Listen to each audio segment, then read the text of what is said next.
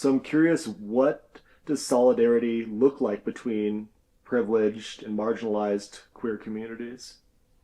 Yeah, I mean, I think we kind of touched on that throughout our conversation, and I think what it really looks like as a cis white privileged man who is one of two members of a of a large staff in an organization that's in 35 countries. It's a lot of listening and a lot of receptivity and a lot of following directions and contributing the perspective that I have as someone raised in the West and the resources that I have access to as someone in the West. But it's a lot of receptivity. I think as folks that are raised in privilege and raised in the West, we tend to want to come in and run things and have all the answers. So I think in general, a lot more listening, and I would really advocate that and do advocate for that in philanthropic communities. Like rather than, sitting in a room of white folks that have big DAFs and millions of dollars and thinking that you have all the answers and allocating your resources from those conversations, invite folks with really different perspectives and lived experiences into the room and take their direction, like actually take their direction. So I think that one criticism that marginalized communities have had of privileged communities is you ask us for feedback and then you don't follow our feedback. Or you ask us for feedback once and we see some element 6 months down the road to the problem we had 6 months down the road. Whereas there needs to be a real-time sort of deployment of the wisdom of those folks on the ground that are in the front lines. And that's why we have all of our staff in a position where they can refine their approaches and make decisions on the ground and make all of the allocation decisions, the resource allocation decisions that impact the people that they're directly in contact with in the communities where they are.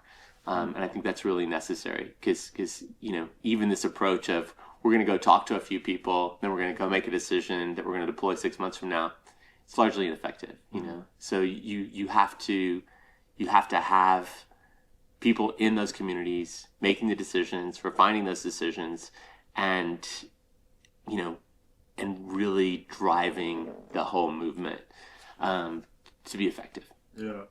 Yeah, it sounds like obviously it's a multi-pronged approach just because, it's like we had talked about just before, the representation and the power dynamic, and then also just with like a grassroots movement, smaller organization versus some of these bigger ones. What I'm hearing is some of these bigger ones are so caught up in like the bureaucracy and like they know best that they don't take into account the very communities that they're trying to serve, which seems like a pretty obvious place to start almost. You know what I mean? Right. Well, I think it's obvious to you because you're a pragmatic person and you have some awareness of some of what these marginalized communities are facing.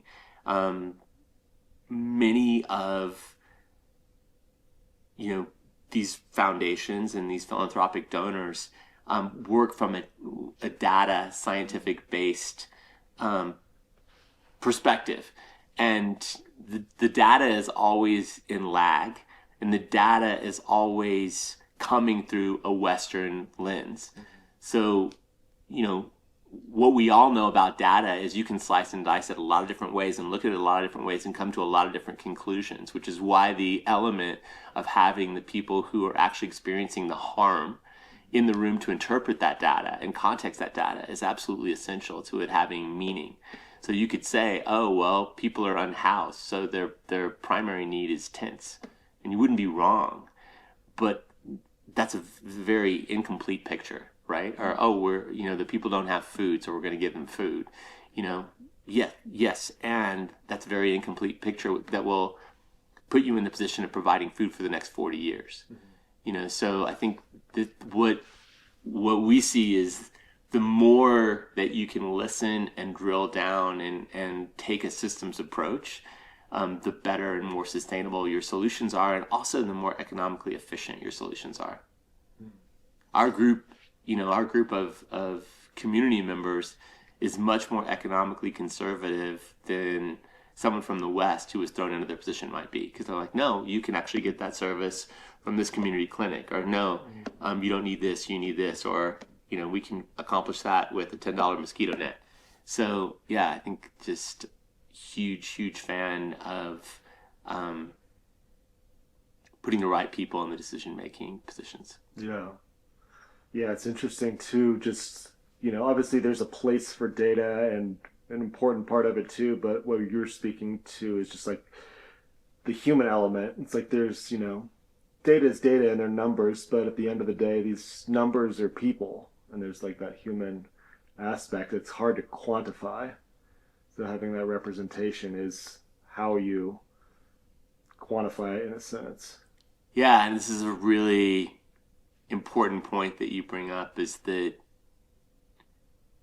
with the ugliness and confrontation of women being killed, children starving, queer people being raped, kidnapped, and killed, not enough medicine, horrendous conditions in refugee camps, the folks making those allocation decisions don't want to get near that for obvious reasons. It's very confronting.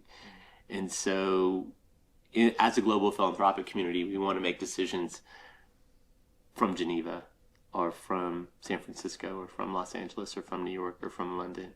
And really, that is largely ineffective. And so having the input from the people on the ground and letting them participate in that allocation decision-making process is really so key to confronting the most thorny, gnarly humanitarian issues, and we have a lot of them going on the planet right now. Yeah, that's really well said.